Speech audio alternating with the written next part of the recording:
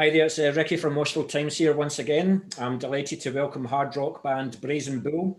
Now, Brazen Bull hail from Bury St Edmonds. It was going to be an interview with the vocalist Alex, but I think the rest of the band were just that nosy that they all joined in. So, we've got guitarist, vocalist Charlie. We've also got guitarist Hayden, bassist Luke, drummer Jordan, and like I said, the vocalist Alex. So how are you guys doing since the lockdown then? Have you been lucky enough to keep your jobs and everything, all your families and everything like that, all safe? Yeah, not bad. Like myself and Luke, we've gone off to uni this year. So it's not the uni experience we probably wish we had, but it's been all right. Did you get a chance of a freshers week and have a drink and all the rest of it? Yeah, I had kinda had time to go out and see people and going out a little bit as much as we could. Yeah. All the social distancing and all that stuff, but yeah, it's definitely not what it's made out to be. Well, hopefully it'll all be over soon. So what about you guys, Hayden, Jordan, and Alex? Everything all right in the job front? Yeah. I recently lost mine, actually. Just the business going under, unfortunately. Can't be helped. But yeah, unemployed at the moment, not doing much. Well, if it's any consolation, I lost my job as well due to COVID, but within 3 days I got another one. So, so just in the way you'll get one. Yeah. There is hope then. I've actually been working, so I mean I was off for 6 months because I lost my job too, and I was furloughed. But then I found my current job. Been there for 4 months, so going pretty well. Keeping busy. Working from home? No, just kind of building stuff, sawmill kind of stuff. So it's pretty fun. Cool. What about yourself, Jordan?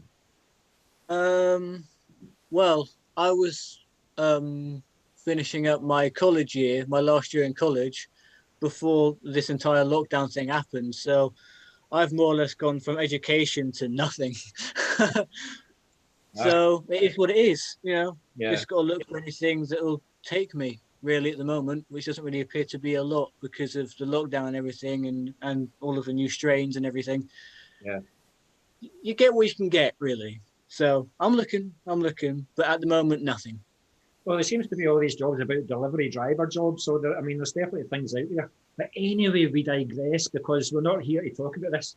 We're here to talk about all things Brazen Bull. So, last October then, you released the single Angel's Nails. So how was the response to the single and how did it feel to get the new song out there after all the blood, sweat and tears and making it? It was just great, really. That's amazing. It's fun to get the song out there. Yeah. It's Angel's Nails is the first song that we ever wrote as a band. That was the first thing we did. Yeah. So for that is quite special to have it out there and just have and see how people are reacting to it. We literally had someone write to us a couple of weeks ago, and he was saying that for his college essay, he was had to write about his musical influences. And he was doing Iron Maiden, Sabbath, Judas Priest, all that. Yeah. And he included us. And it was just so I was talking to him about what the meaning behind the song was. It was great. I was like, what? How? But yeah, and then on Spotify as well, got almost at 11,000 streams on it, and it's crazy. I don't know how we've got that point, but we're just really thankful for the support and everything. And everyone's been absolutely amazing. Has a member of the band just put it on repeat and just let it play 24/7? Is that what it is? Damn, Jordan, but no. We've got some good listener numbers, which is great. Yeah, coming from Lithuania. Yeah, because I've got family out in Lithuania, so they've got friends who are into the genre, so they've been listening to it as well. Isn't it just brilliant how music can just reach people that are just and get an essay like that as well, somebody writing about you guys as an influence. Yeah, it's mad. Yeah, it's amazing. Yeah, cool. So with the lockdown then, and since Angel's Nails was your last song in October, have you been using this time constructively and written more songs? Well, we've all been definitely writing things each, collective parts all with each other and stuff like that, and apart and everything. Just now I wrote a little riff right before this interview, actually, yeah. And but really, what brings it all together is when we are together, because apart it's just these separate entities, but together it brings in that glue which holds it all together and makes it into a song. Yeah. Yeah. Were you lucky enough to get together a couple of months in the summer or anything like that? Yeah, so right before we recorded the album, we managed to get together and we were able to finish one of the songs called Packed in Blood, which is on the album. Actually, two songs to record it. Well, 2 songs. Yeah, we managed to finish 2 songs before the studio was booked. Yeah. Yeah. Well, that's what I was going to say. I don't know if you know that I know that you've got an album coming out in March, but you already mentioned it. So Charlie, is Hayden the type of guy that would send you a riff at 4 o'clock in the morning then? Yeah, Hayden, like literally at 4 o'clock in the morning, Hayden's sleep schedule was like, I'd be waking up for work at like 6:30, and then like he'd go, like he'd message me and like respond. He'd be like, "What are you doing up?" I'm like, "What are you doing up?" But no, like dude does not sleep. Yeah, Hayden just doesn't sleep. But yeah, he just a lot of time like Hayden will just like send over an idea, and then like, send tabs over and stuff, and then we'll just like start working on stuff. I love it. Yeah. So all the other guys, Jordan, they can all like write riffs and send each other riffs and stuff like that. But apart from using like pots and pans in your kitchen, how are you like keeping fresh with your drums and everything? I use this app on the iPad called GarageBand, which has like a touchscreen drum thing. So I just record that down and send it off to Charlie or the rest of the guys and see if they can get anything out of it, or if a riff that they've sent to me, see if anything goes with that. Really, that's all I can do at this point. You must be dying to get into the rehearsal room and get behind that kit. Oh, definitely. I really miss it. I know the rest of the guys do as well. Honestly, I really can't wait to get behind the kit again. Yeah, I miss it so much. Hopefully that'll come soon. So obviously one of the reasons for interviewing you today is that you have a new album coming out in March. So did you have plans to release this an album much earlier? Like, was it maybe ready in November, December or something like that?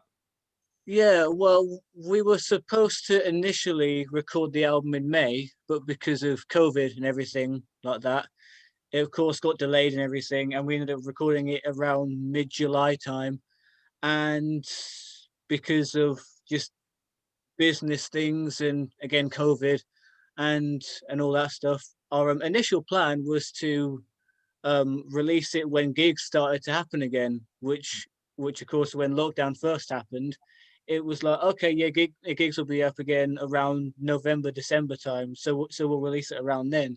Yeah. But then of course the November lockdown happened, and so it just got pushed to the release date, which is March.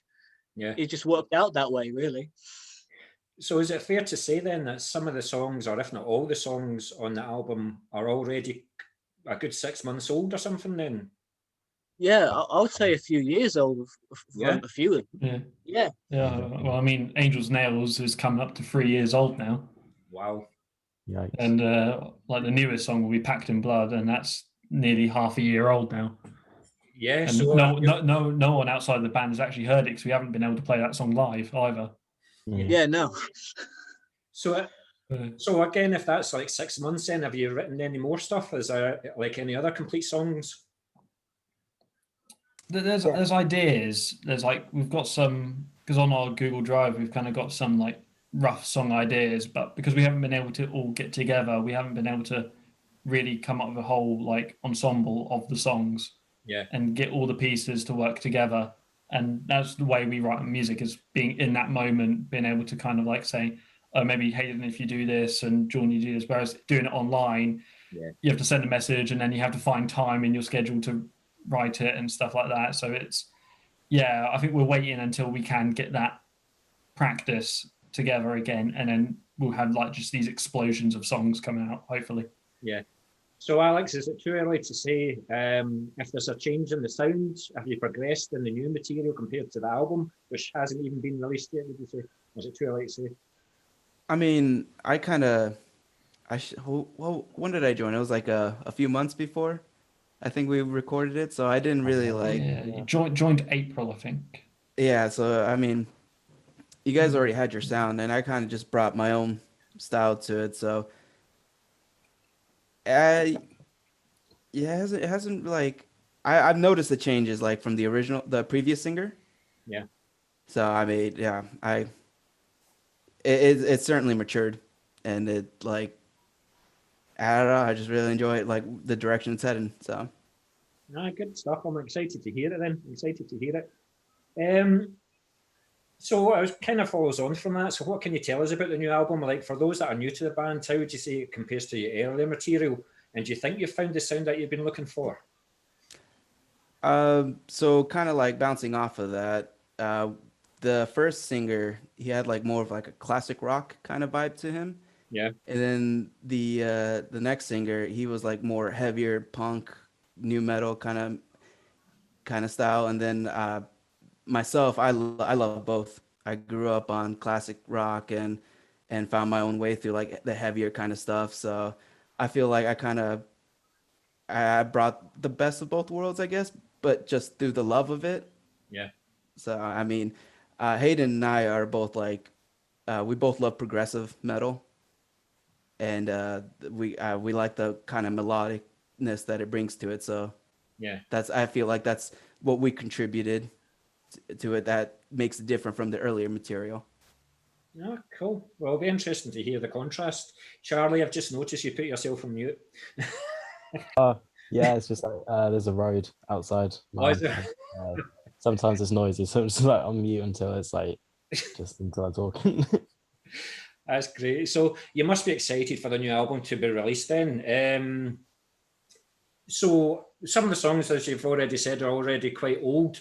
So how are you communicating your ideas? Is it just all in line, Google Drive and all the rest of it, or how are you doing it? Like what are you using to record the guitars, for example? So, yes. Well, me and Charlie both have separate kind of low scale recording equipment. So like your audio interface, your digital audio workstations and stuff like that. So we can record demo tracks and the likes. And then we kind of share them on Google Drive and stuff, as well as Alex recording some vocals on his phone, stuff like that, lyrics and everything. It all goes on there. And then we also regularly have some video calls on Zoom or Discord or whatever, and just keep everyone up to date on everything that's going on in the band. And across lockdown, it's really been a valuable part in keeping this band solid and together and going on. Yeah. So is there plans to release a video to coincide with the album, or once again has COVID put that to bed? Like, had you ever had the chance to maybe do like a live stream from the rehearsal room or something like that, or did you think about that? We did do that once as soon as Alex. A live stream gig. Yeah, so when Alex, as soon as Alex joined, when we were able to practice again, we did a live, like a live Facebook gig, and like that got like a couple thousand streams up during the actual live stream, which was like insane. We just weren't expecting it, and it got like over 1,000 views within like the first day. So we were stoked about that. A management deal after that. Yeah, and we got £100 donations from that too. That went to the album production. Yeah. So. There you go. I think people are just crying out for gigs and anything, whether it's a streaming event or anything like that. They're just dying to have a couple of beers, watch something for a night, and just enjoy listening to music again. I think that's what's going to happen after the end of this pandemic. I think the punters are going to be spoiled for choices. I mean, in Glasgow, where I'm from, there's like 5 or 6 clubs all within a couple of 100 yards of each other, and there's going to be gigs on every single night. So just can't wait for it. Yeah, I think we're going to be spoiled of choice for gigs as soon as this is over. Yeah. So again, I'm not really surprised about the figures that you got, because people are just screaming out for music, So well done with that. So Alex, were you being the vocalist of the band then? Do you take care of the lyrics for the songs, or Brazen Bull a band where they all contribute? So all the lyrics for the songs were already written by the time I joined. So I didn't have too much of like a chain. Like I had like small inputs, like very minor stuff, but I would always like I would ask beforehand if I could like change like like lyrics, very minor changes, just for ease of singing. Yeah. But yeah, other than that, like I do plan when we actually start writing more stuff that I do plan on contributing a lot more. I mean, I love writing lyrics for other bands as well. So yeah. Yeah. So what's your kind of influences in your writing then? Is it just like everyday stuff? Is it personal stuff, or is it what you see happening in the world? I kind of like making stories. Like my favorite singer-songwriter is Tom Waits, who's like not metal at all, but like I love like the stories he makes, and I also love Lovecraftian kind of stuff. So yeah, I like to kind of dabble with that stuff. So I'll just try to make up a story. I think you're finding out, guys, that the next album is going to be a concept album. But I've actually talked about that. I've pitched them a concept album idea. Good stuff. Good stuff. So, was there anything that you've done differently between the recording of the album to that of the singles that you've done, that you maybe take going forward, going to the next release, the way it was set up, or what you recorded first, or? Oh, so with so the singles are actually they're the ones that are off the album, but like because we made before this all we like had a few demos that we just put out with our previous singer. Yeah. And those are ones that we recorded ourselves like at our college and stuff like that. But like you know, it was very different, especially like getting different people's opinions, like an actual producer, like thinking like actual studio stuff instead of just us like trying to put mics where they go or stuff, trying to figure it out like that. But I think a theme that we definitely want to pick up on for the next one is doing it live off the floor, because I think a lot of the thing with our band is just the feel of it and like the energy. It's like very energy driven. Yeah, the chemistry. And I think also like one thing that we kind of say about our band is that we're trying to keep like the classic sort of rock and metal alive kind of thing. So doing like live on the floor like they used to, like Iron Maiden do it, it kind of gives that extra little bit in a way. Yeah. Yeah. So where was the album recorded? Did someone produce it for you? Who produced it for you? Yeah, so we did it at Blaze Studios up in Norfolk, and our producer was Raoul Crane, but he's a great guy, and he was just so fun to work with. Yeah, like really enjoyed working with him. Yeah. So did he bring his own ideas to the songs as well? Yeah. He kind of like I'd ask him for like advice, so his help was really invaluable because yeah, I appreciated him. Good stuff. Excellent. Thank you very much for that. So things seem to be fairly settling now on the band members front with Brazen Bull. So when constructing new material with the band members having their own personal taste in music, how would you say you keep it all together? For example, like when negotiating what stays in and what goes out of a song? We kind of do like a voting system sometimes. Sometimes. Yeah. Like one of our songs, we kind of like voted for a fade out. So I mean, most of the time we'll all agree on it. So I mean, I didn't really have most of the songs you guys were already completed. So it was just mainly the last two songs we recorded that we were all like, okay, let's vote on this. So would you all agree on that, or who's the one that goes in the mood? Who goes in a huff? I think sometimes it's a mixture of all of us. Yeah, it gets mixed. Like, but this time it's like, oh no, change the structure. No, don't. And then like, what was it? Right, Packed in Blood. It would have been a completely different song. Then we got there, and then Luke and Hayden were like, I think we should change the structure. Add this bit here. Add this bit here. And I was like, oh God's sake. So then we just went off to lunch, and Hayden and Luke just like showed us stuff. I was like, okay, that's not too bad actually. And then it worked. Yeah. So would you say that this is the tightest that the lineup's been? Is this the happiest that you guys have been? Oh God, no. Definitely. Yeah, definitely. No doubt, yeah.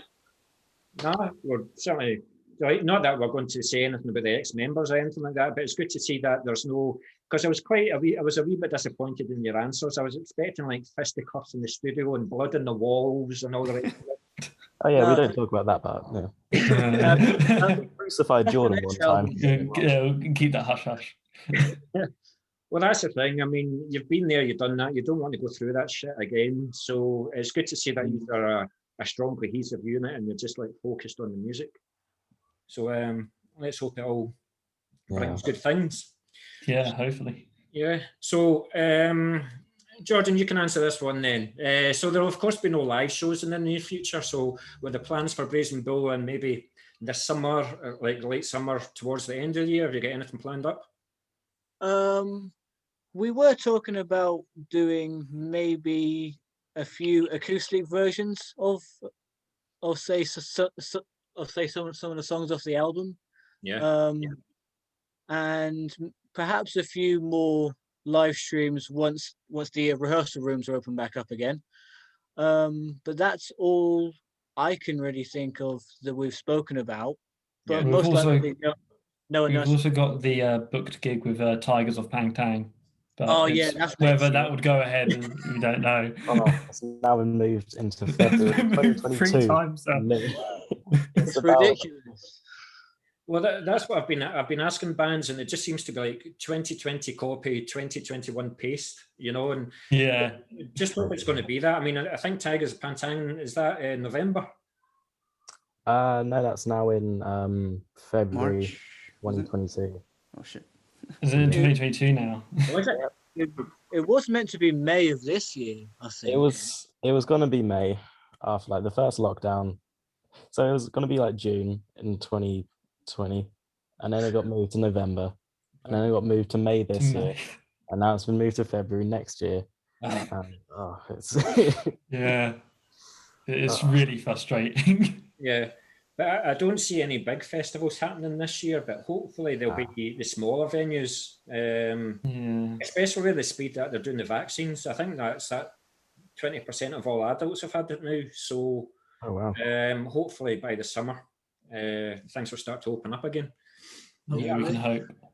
I'm glad in that case because we, as our current lineup, we've never had a gig before except the live stream. So having that time to be able to play together in like just really get into it all right before the Tigers of Pantang gig is going to be invaluable. Yeah, really. Mm. So I take it when you've done the live stream gig, there was no mistakes.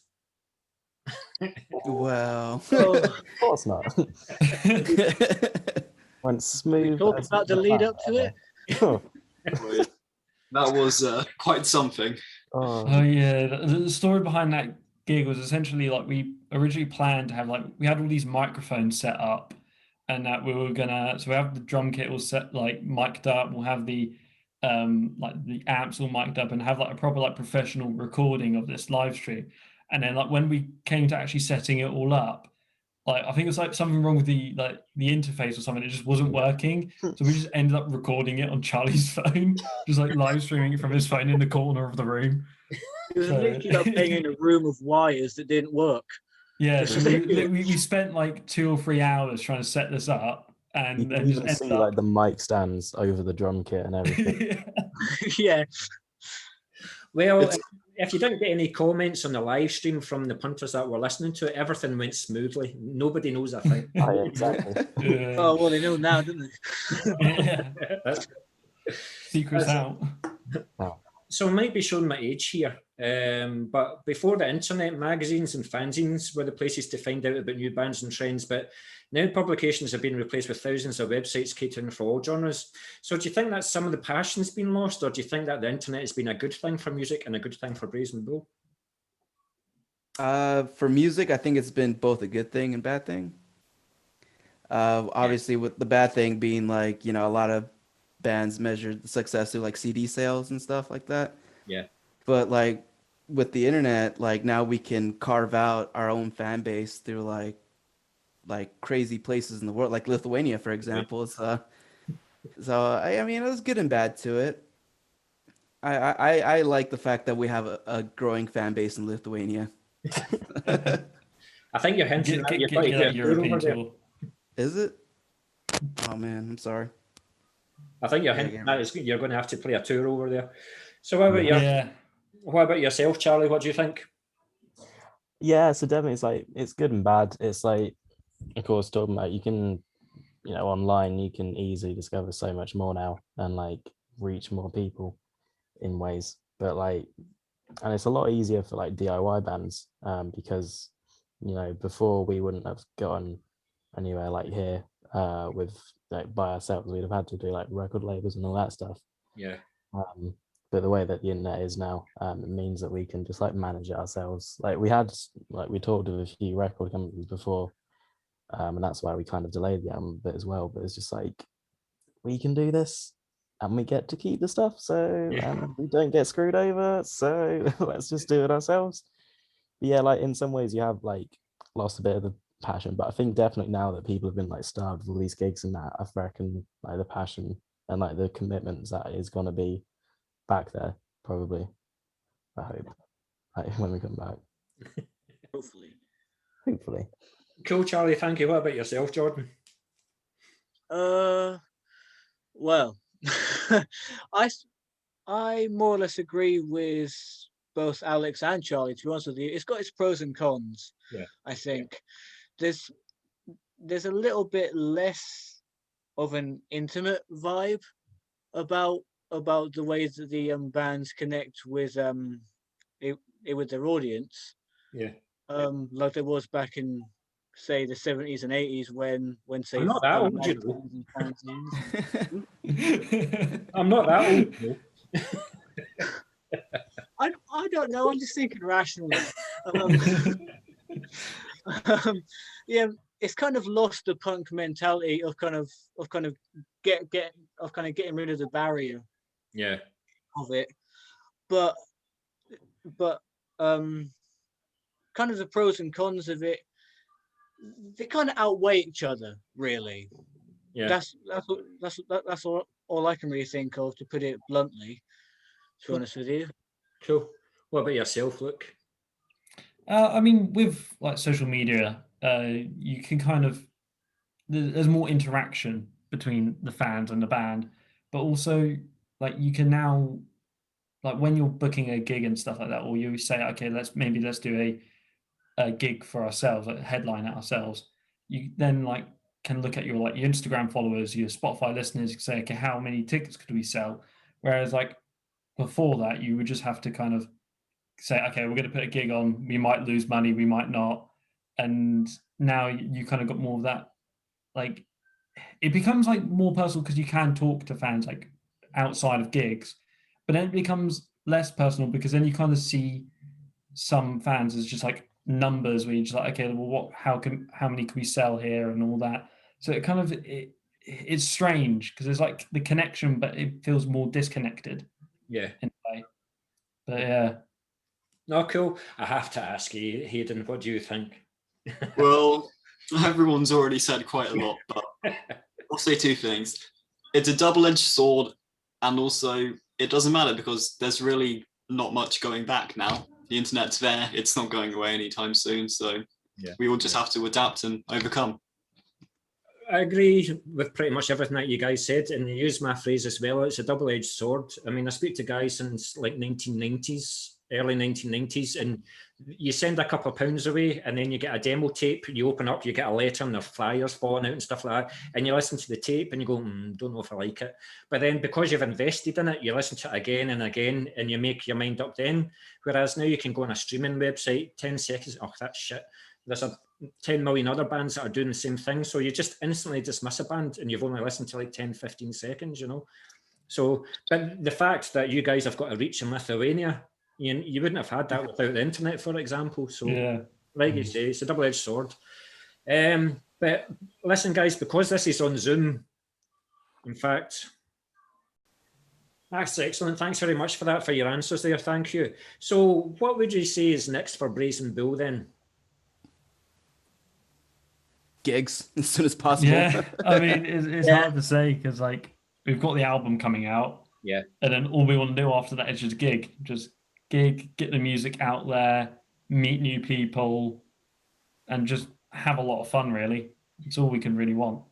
are you going to concentrate locally, or are you going to try and cover the UK, maybe have 6 or 7 dates or something, or is it still up in the air? Try and get as far out as we can, to be honest. Yeah, I think like we definitely want to try and hit hard locally and just kind of get that dedicated fan base from where we're from. But then also we'd love to, like we've had some people talk to us about possibly doing some gigs in London. I mean, we'd love to go further abroad and like kind of just like enjoying the rest of England in a way, rather than just staying in Suffolk and just meet people across the whole country. Yeah, and especially because Charlie and Luke are in university all around the country, so it creates those connections to those scenes as well, which hopefully we can exploit. Yeah. So are you looking to things like, I take it with COVID and everything like that then, apart from the music, has it made you focus more on the band, the business side of things more? Like marketing and things like that, letting the punters know that you're still out there, but also merch and all the rest of it. Has it made you look at the band in a more business light as well? That you didn't have time for if everything was normal? Yeah, we did bring out a t-shirt over lockdown.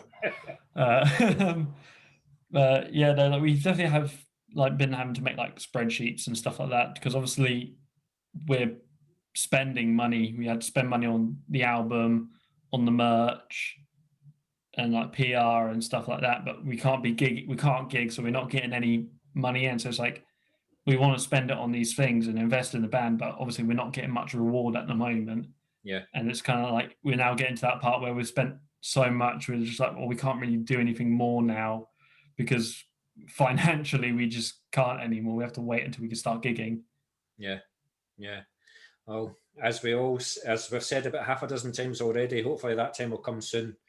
But I'll probably have to start another video session, because I'm going to get you guys to talk about your instruments that you played in the recording of the album.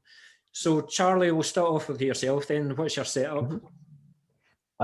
So currently I'm endorsed by Casty Guitars. So I use a couple of their axes. So that into a Marshall JCM 800, because I absolutely love it.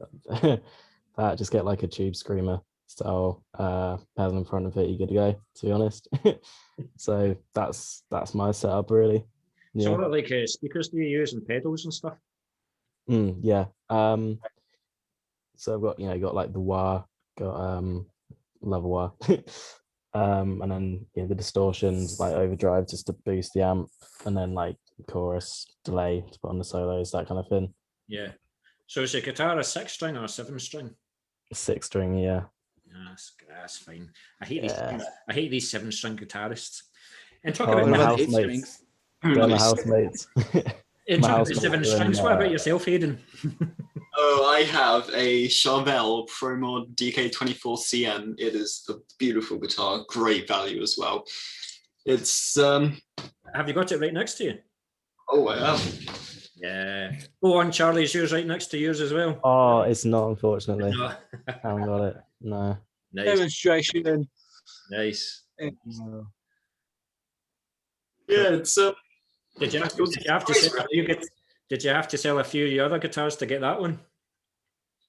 I think I sold one of them. It was a mid-range LTD by ESP. So, but really, it was just saving up for it, and it was a surprise. I went to the guitar store, not sure what I wanted. Kind of looking for a Schecter. I was there, and nothing was feeling right, and they had this in the back, and they brought it out. It had only just come in that day, and it just blew me away. Nothing else had been this easy to play and just felt so right. It's amazing, really. Yeah. So what do you do when you break a string then? You must panic and you're like, my guitar. Well, so far I haven't broken my guitar, I don't think. But yeah, it's definitely a concern. I might have to block off the tremolo for this one when we get back to gigging, because I don't use it that much. So yeah. So do you use the same pedals as Charlie then? And Charlie has about 10 times as many pedals as me. Typically I've just got my a tuner, a tube screener, chorus, and also we everyone in the band, well, every stringed instrument in the band has a Digitech drop tuner to go down into lower tunings as well, just to make things a lot easier. Cool. But yeah, pretty simple. Don't worry about it, Charlie. It's not good enough to use them all. Don't worry about it. It's fine. Anyway, Luke, what about yourself? What about the bass? Yeah, so I've got a Schecter Omen 4 Diamond series. I do like my Schecters. I find like bass wise they're superb. They're relatively cheap for what they are, and they just produce a really good quality sound. And then for the recording of the album, at the time I only had the Digitech drop pedal and a MXR overdrive pedal. But since then I've been working on saving up, and I've managed to invest into like a dark glass micro tube preamp pedal. So that's going to have like a lot more range of sounds that I'm going to be experimenting for next future projects that we do. Oh, you've been hanging around Hayden too much then, getting all these pedals and stuff and trying to get a decent sound and stuff. No, cool. Yeah. Thanks a lot for that. Now, Alex, vocals, like, do you have a particular microphone that you use? No. Like have you went through a whole barrel load of microphones and now you're settled on the one? I can't say that I do yet. I have to do more research on that. So I just use whatever is available to me, Yeah. improvise, adapt, and overcome. Yeah. So how are things like for yourself when recording and things? You've got to do a line at a time, sometimes time after time. How does it feel for your throat? How do you keep that not in tune? How do you keep practicing the things? So a few songs that we recorded, I wasn't doing vocal lessons, and then I started vocal lessons in the middle of our recording. So I actually learned how to project better by also, singing without damaging. So obviously a lot of water. Vocal Zone tablets are great as well. I have a friend who does vocal lessons back in the States, and she recommended a tea that's lemon, ginger, honey, and apple cider vinegar. All right. Which I usually have on a daily, which is amazing. So it tastes good. It just depends on the vinegar you put in, but Yeah. it helps soothe. All right, cool. And also stop smoking the fags as well. I take it that helps. I actually man, how long has it been? I quit smoking cigarettes. I've been going on nearly 3 years now. Good. So. No, good stuff. Listen, guys, it's been an absolute pleasure. Oh, sorry, Jordan, I forgot about the drummer there, as most bands do. So he's in the back. Yeah.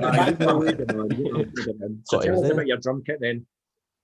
Well, I've not actually properly seen it since lockdown because it's in Charlie's garage. Charlie, do you remember it? Oh, I don't know. I'm in Brighton now. It's gone. The only thing that I can properly remember using are Vic First 7A sticks. I'm not sure if that means anything, but that's just the type of sticks that I use, and it's just the most comfortable and playable stick for me personally. But that's all I can think of. And the cowbell. Yeah, and the cowbell. The cowbell. Gotta have more cowbell. So is this a brand new drum kit that you've got or something? Yeah, we got it from my local music store, and me and Charlie kind of went half and half on it when me and him were still in college, and we played it for the rehearsals in his garage. But apart from the snare and the cymbals and everything, I'm not sure if the actual thing has actually been played on stage yet. So that'll be interesting when it comes around. Cause it is a great sounding kit, but when it came to the album, I was actually surprised at this. The studio doesn't actually allow you to play acoustically. It's all like MIDI drums and everything, which of course was very different for me. Yeah. Apart from when I'm at home, because then I can practice with the MIDI kit that I have. But But when it comes to recording, it was just mainly just the Idiom Studios electric kit, really, and that's what I use. It sounds good. But yeah, your obvious choice would be to play the kit that's in the garage then. Oh God, yeah. So how difficult is it to like get the snare sound that you want, like tweaking it to here and there? Like, did you get it the way you wanted it the couple of times that you've played it? Yeah, it's safe to say that I have, to be honest with you. It was just like tune it as soon as we got it from the store to his garage, Charlie's garage, and then it was just a few tweaks, and we got the all-round perfect sound, of which I think is the best live sound, and that's just what we're stuck with in terms of live stuff, and it sounds good to my ears anyway. Well, hopefully it'll be sounding good to plenty of ears when you play it in a live front. Yeah, hopefully. Yeah. So, pretty much the last thing to ask you guys is where will we find you guys on social media then?